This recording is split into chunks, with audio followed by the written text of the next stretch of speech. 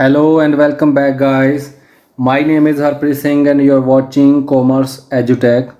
Today, we are going to discuss a new topic from Plus 2 Business Studies, and the topic is Techniques of Scientific Management. Scientific management के बारे में हम लोग पहले discuss कर चुके हैं. साइंटिफिक मैनेजमेंट के प्रिंसिपल्स हम लोग डिस्कस कर चुके हैं. आज हम लोग टेक्निक्स के बारे में डिस्कस करने जा रहे हैं कि टेक्निक्स ऑफ साइंटिफिक मैनेजमेंट्स वो क्या क्या होती हैं. क्लियर? तो स्टार्ट करते हैं अपना टॉपिक. जो ये टेक्निक्स हैं F.W. टेलर ने दी हैं, क्योंकि हमें पता है कि साइंटिफिक मैनेजमेंट के फादर का अगर हम लोग डेजिग्नेशन दें तो वो F.W. टेलर को ही जाता है. सो F.W. टेलर ने ही साइंटिफिक मैनेजमेंट के जो प्रिंसिपल हैं वो बनाए हैं, सजेस्ट किए हैं. So F.W. Taylor made several specific experiments related to the field of management. हम लोगों ने जब साइंटिफिक मैनेजमेंट के बारे में पढ़ा था तभी ये दिया गया था कि F.W. टेलर ने काफ़ी कुछ जो एक्सपेरिमेंट्स हैं वो साइंटिफिकली मैनेजमेंट के रिगार्डिंग किए हैं, जिसमें उन्होंने जो है फंक्शनली मैनेजमेंट को जो है काफ़ी भाग में बांट दिया था कि टेक्निकल अलग होना चाहिए, फाइनेंशियल अलग होना चाहिए, राइट. सो वो हमने पहले डिस्कस किया है. सो आज हम लोग क्या देख रहे हैं कि he developed the various scientific techniques in managerial operations. So इन्होंने क्या किया, जो मैनेजरियल ऑपरेशंस क्या होते हैं कि जो मैनेजर्स जो फंक्शन करते हैं, जो उनके फंक्शंस हैं, ऑपरेशंस उसी को कहा जाता है. उसमें इन्होंने कई तरह की टेक्निक्स जो हैं वो प्रोवाइड की हैं. तो वो टेक्निक्स क्या क्या हैं? पहली टेक्निक है फंक्शनल फोरमैनशिप. सो इसमें क्या है, Taylor has given importance to specialization. देखो फंक्शनल, उन्होंने क्या किया, फंक्शंस के अकॉर्डिंग जो मैनेजमेंट है उसको बांट दिया काफ़ी भाग में. सो वो उनके अकॉर्डिंग क्या होना चाहिए कि मैनेजमेंट में जो है फंक्शनल फोरमैनशिप है वो होनी ज़रूरी है, वो होनी चाहिए. सो उसके अकॉर्डिंग क्या किस किस चीज़ में बांटा उन्होंने, planning function must performed by some expert persons. उनके अकॉर्डिंग क्या है, जो प्लानिंग है वो कुछ एक्सपर्ट पर्सन्स के द्वारा ही होनी चाहिए. ठीक. और उसके बाद उन्होंने क्या लिखा कि जो अदर फंक्शंस हैं वो performed by the some expert persons, वो क्या, वो अलग अलग पर्सन्स के द्वारा ही परफॉर्म्ड होने चाहिए. जैसे कि क्या लिखा है इन्होंने, should performed under the supervision of 8 expert foreman.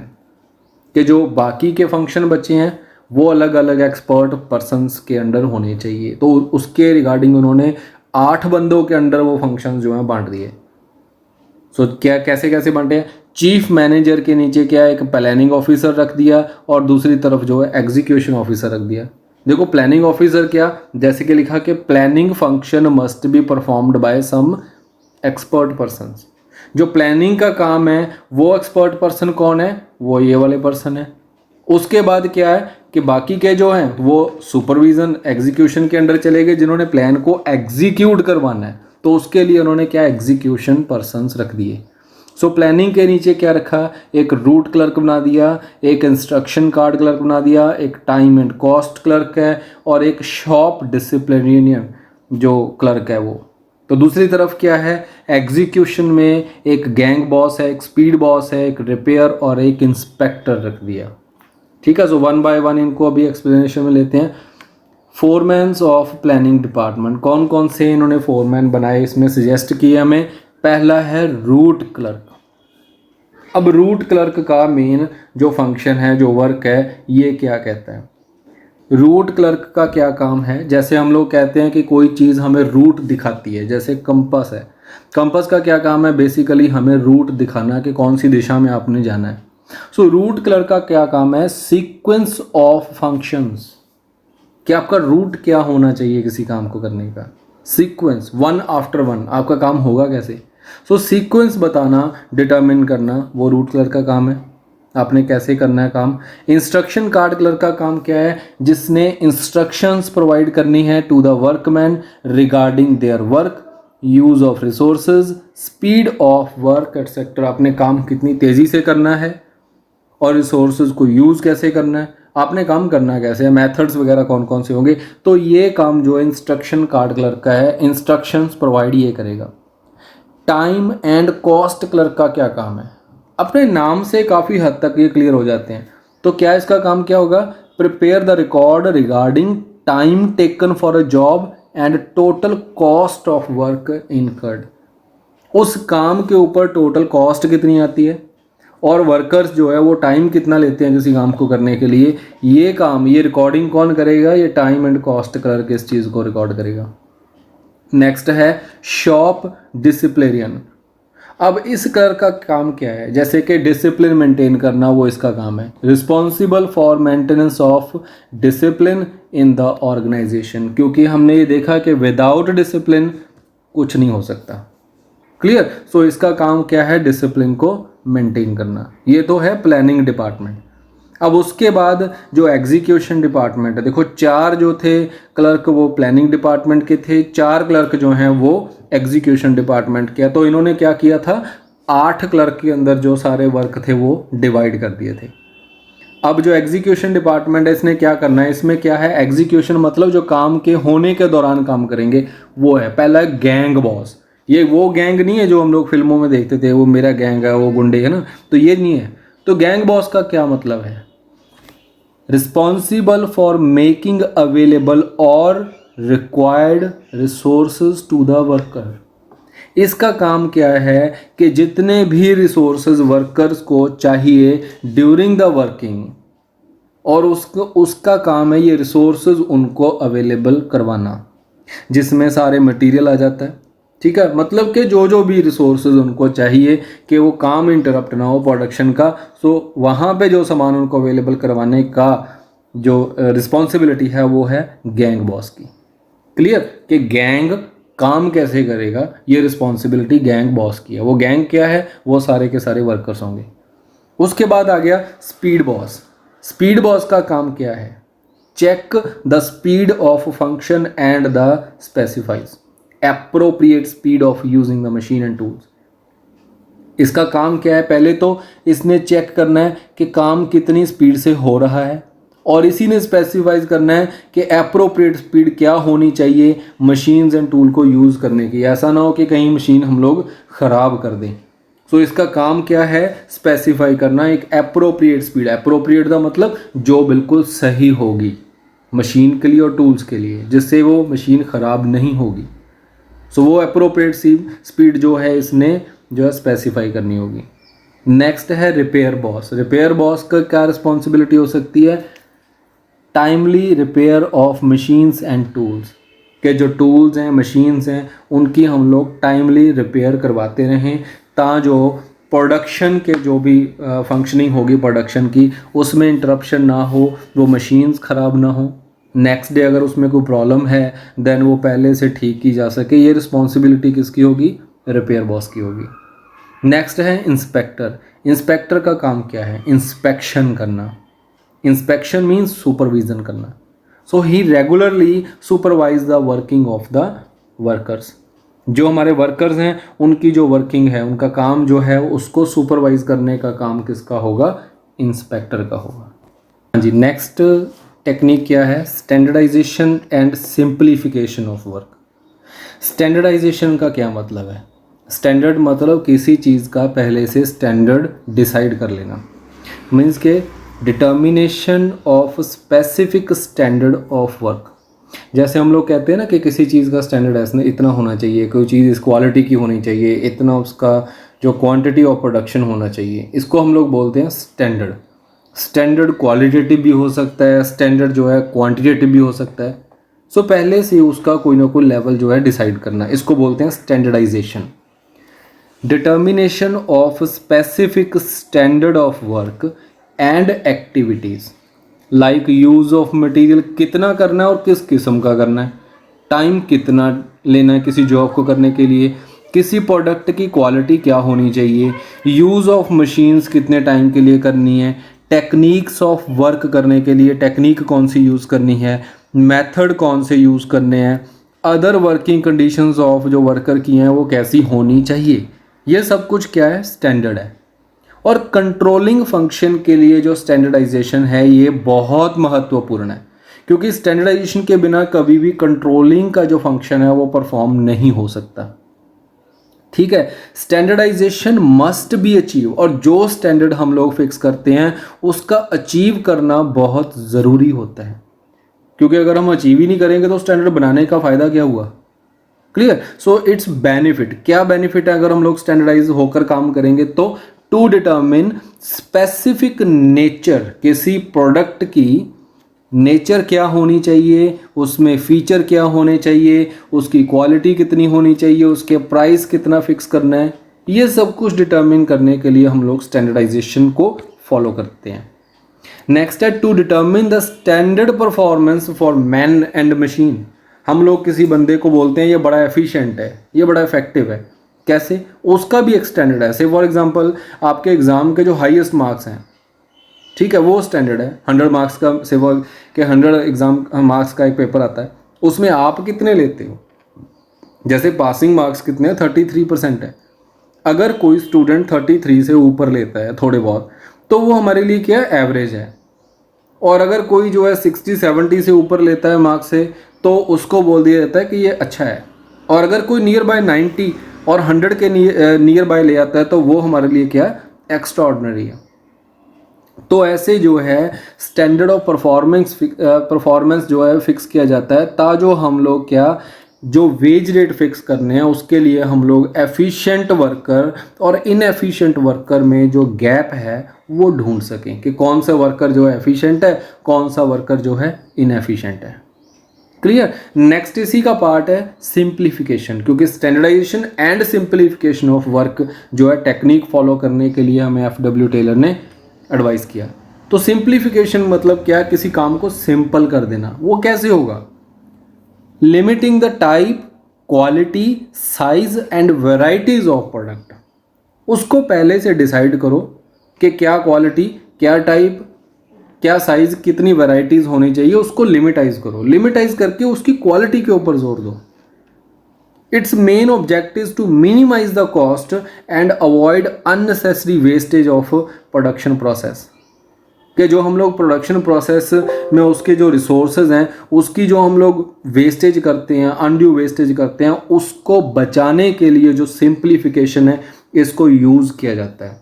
Simplification means कि आप काम को सिंपल करो, कॉस्ट कम लेके आओ, जो आपकी अनप्रोडक्टिव एक्टिविटीज़ हैं उसको आप हटाओ, प्रोडक्टिव एक्टिविटीज़ को आप यूज़ करो, उसको बढ़ाओ। सिंपली इसका मीनिंग ये है। So it helps to optimum utilization of resources, उसको कैसे सही तरीके से यूज़ करना है वही इसका मेन ऑब्जेक्ट है। नेक्स्ट टेक्निक है मेथड स्टडी। देखो मेथड स्टडी क्या, किसी काम को करने के लिए there are lot of methods, किसी काम को करने के बहुत से मेथड होते हैं, लेकिन हमने क्या करना है, one best way of doing every function. किसी काम को करने के लिए वन बेस्ट वे चूज करना है। और वो कैसे होगा, इसके लिए क्या करना पड़ेगा, हमें वेरियस जो अल्टरनेट मेथड्स हैं उनको एनालाइज करना होगा, बेस्ट मेथड जो है वो चूज करना पड़ेगा, which ensure optimum utilization of resources, maximum profit and minimize the cost of work. जब हम लोग देखो कितने से मेथड होते हैं, उन सब को हम लोग एनालाइज करते हैं, तो उसके पीछे कारण क्या होता है कि उनमें से बेस्ट जो है उसको चूज किया जाए।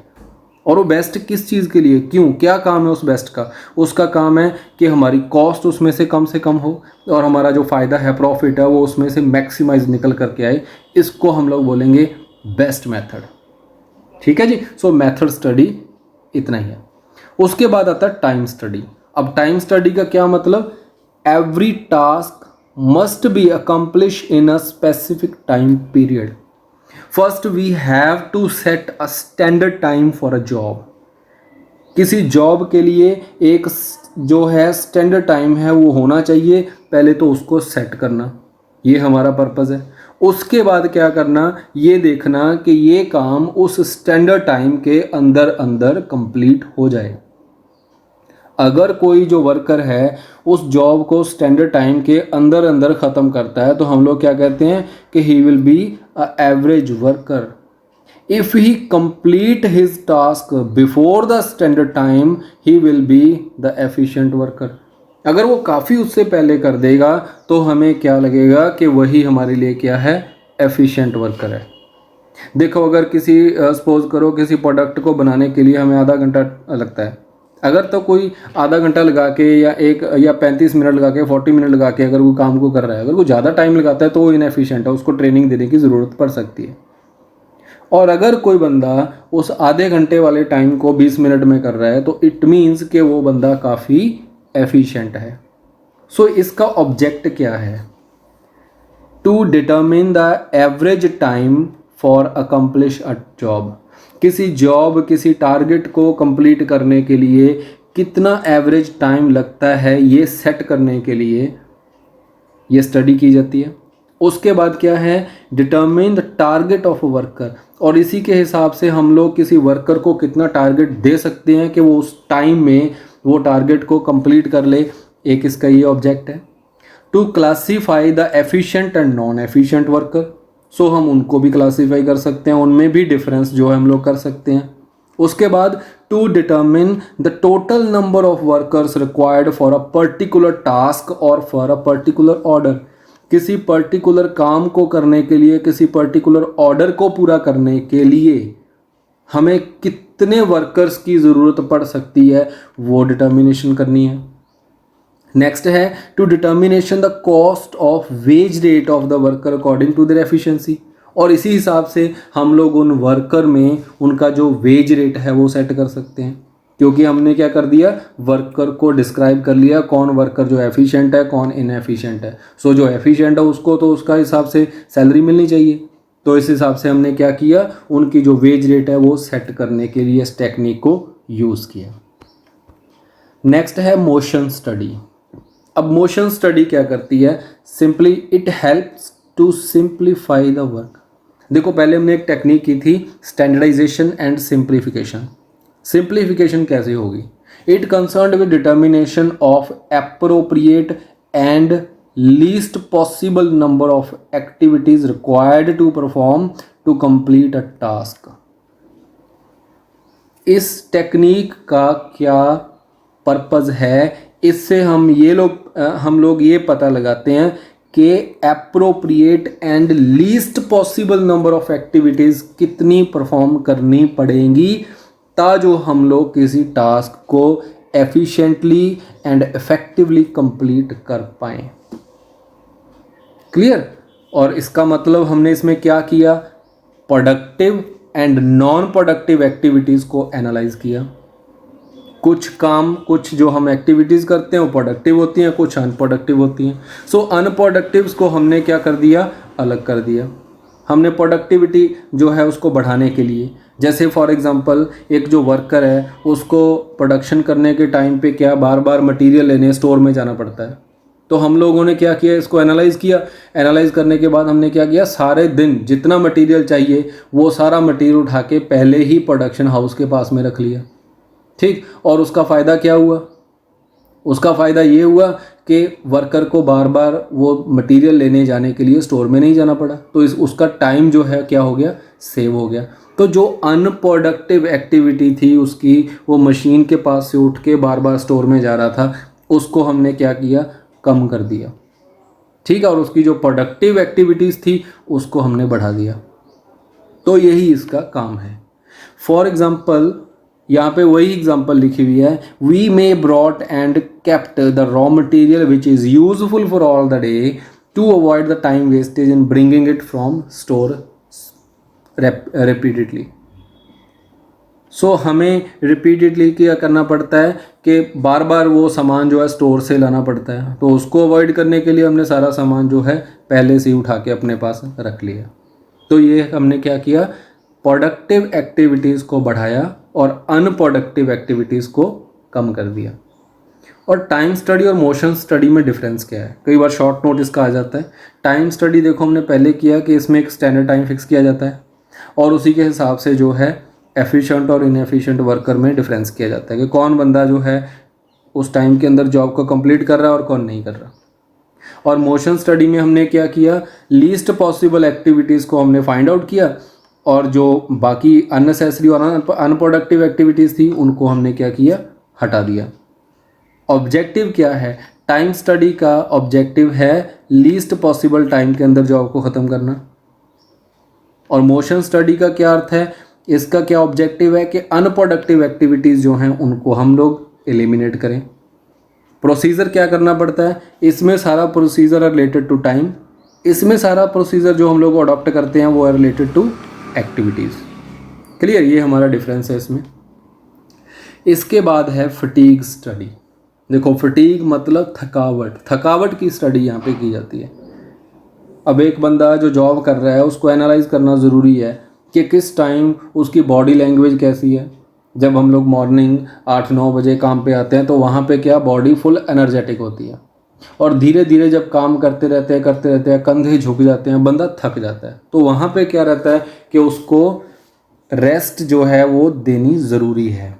तो इस एक्टिविटी के अकॉर्डिंग हम लोग क्या करते हैं फटीग स्टडी में, it concerned with determination of time interval. किस चीज़ की डिटर्मिनेशन की जाती है, टाइम गैप कितने देने हैं between various rest break given to the worker during the work. अब जब हम एक दिन में, वो बंदा काम कर रहा है तो एक दिन में हम लोग उसको कितने इंटरवल की रेस्ट देनी है, टोटल रेस्ट कितनी देनी है, और एक रेस्ट कितने टाइम की होनी चाहिए, और 2 रेस्टों के बीच में कितना टाइम गैप होना चाहिए। यही स्टडी हम लोगों को इसमें करनी है रेगुलरली। और इसका ये कैसे होगा, सब कुछ रेगुलरली ऑब्जर्व करना है हमें वर्कर को और उसकी प्रोडक्टिविटी को। When ever his productivity decline, जब उसकी प्रोडक्टिविटी डिक्लाइन होगी तो उसका कारण क्या होगा कि वो थक गया, he need some rest due to fatigue, तो उस थकावट के लिए उसको रेस्ट चाहिए होगी, वही रेस्ट हमने उसको प्रोवाइड करनी है। इसके ऑब्जेक्टिव क्या हैं अगर इसको हम लोग फॉलो करेंगे, to determine the time span of rest given to the worker.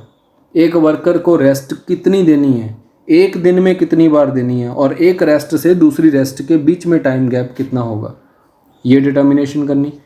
To determine the time interval between rest period in whole day, ठीक है, रेस्ट पीरियड के बीच में टाइम गैप कितना होना चाहिए।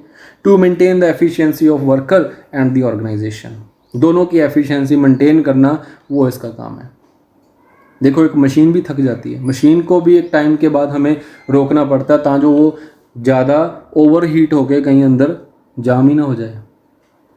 तो इसके लिए उसको भी हमें कुछ टाइम की रेस्ट जो है बीच में देनी पड़ती है, और ऐसे ही वर्कर को रेस्ट पीरियड की ज़रूरत पड़ती है।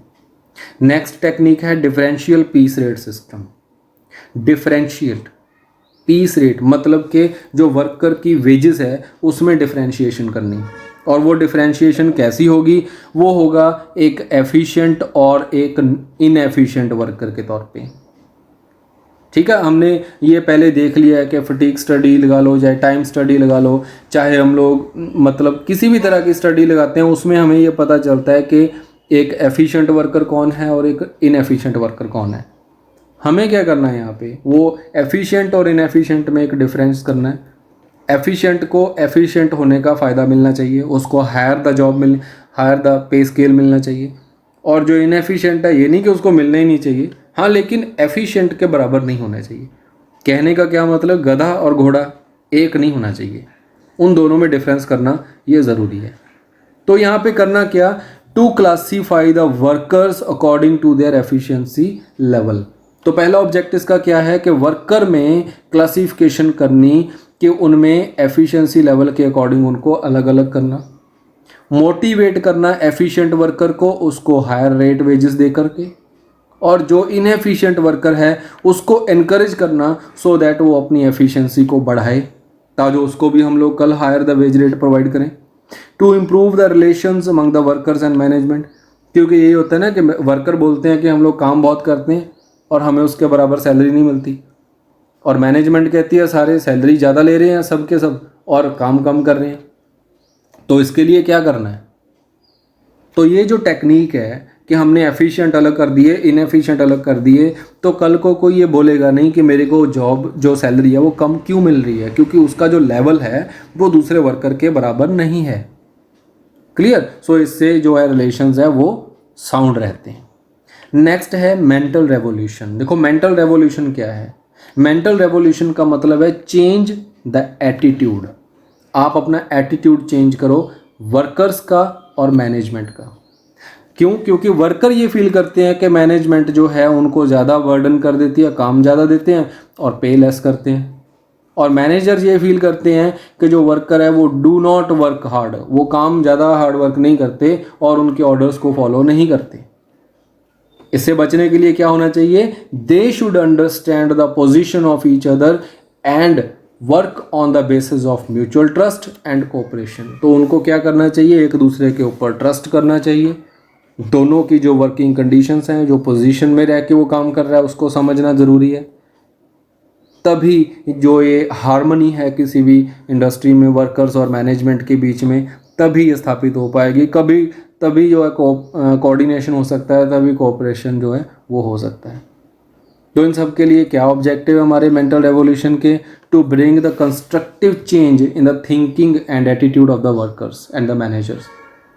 एक कंस्ट्रक्टिव चेंज लेके आना, ऐसा चेंज जिसका ऑर्गेनाइजेशन को फ़ायदा हो, जिस चेंज से ऑर्गेनाइजेशन का प्रोडक्शन बढ़े, उसकी जो प्रोडक्टिविटी है वो बढ़ जाए, उसका प्रॉफिट जो है वो बढ़ जाए। तो इसको हम लोग बोलते हैं कंस्ट्रक्टिव चेंज।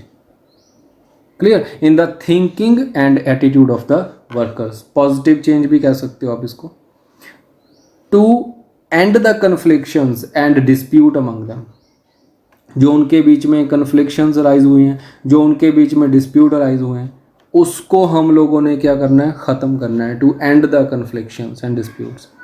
ख़त्म कैसे करेंगे? मेंटल रेवोल्यूशन से करेंगे। दोनों का एक दूसरे के तरफ जो बिहेवियर है, जो विश्वास है, अगर वो अच्छा हो जाएगा, पॉजिटिव हो जाएगा, बढ़िया हो जाएगा, तब क्या होगा? दोनों के बीच में जो कन्फ्लिक्शंस हैं, जो झगड़े हैं, वो ख़त्म हो जाएंगे। To establish mutual trust and cooperation between them. उनके बीच में एक ट्रस्ट को स्थापित करना है, उनके बीच में कोऑपरेशन स्टार्ट करवाना है, ताकि वो काम जो है ऑर्गेनाइजेशन का वो सही ढंग से चल पड़े। To enhance the productivity and efficiency of the worker, के वर्कर्स की जो एफिशिएंसी है, जो प्रोडक्टिविटी है, इसको हम लोग कैसे बढ़ाएं? वो तब तक नहीं बढ़ेगी जब तक हम लोगों के बीच में एक पॉजिटिव जो रिश्ता है वो नहीं होगा। जैसे देखो, एक कॉलेज की या एक स्कूल की एग्जांपल ले लें। अगर स्टाफ ये कहेगा कि प्रिंसिपल हमारे साथ सही रिलेशन में नहीं है, तो क्या करेगा? स्टाफ सही तरीके से काम नहीं करेगा। और अगर प्रिंसिपल को ये लगेगा कि मेरा स्टाफ अच्छा काम नहीं करता, बार बार मेरे को सैलरी के लिए बोल रहा है या अपने काम के लिए बोलता है, तब भी काम अच्छा नहीं होगा। तो दोनों के बीच में एक पॉजिटिव रिलेशन एस्टैब्लिश होना बड़ा ज़रूरी है, जिससे क्या हो कि प्रिंसिपल जो है वो उनकी कंडीशन को समझे और जो स्टाफ है वो प्रिंसिपल की कंडीशन को समझे। तभी दोनों के बीच में जो है एक साउंड रिलेशन जो है वो बन सकता है, क्रिएट हो सकता है। क्लियर? ये हमारे थे साइंटिफिक टेक्निक्स जो थी मैनेजमेंट की, कि कैसे कैसे टेक्निक्स को यूज़ करके एफडब्ल्यू टेलर ने जो इंडस्ट्रीज़ है उसको साउंड किया, बढ़िया किया। तो ये आज का अपना टॉपिक था। होपफुली कि आपको समझ आया होगा। Thanks for watching the video. Subscribe and share the channel for the next update. Thank you.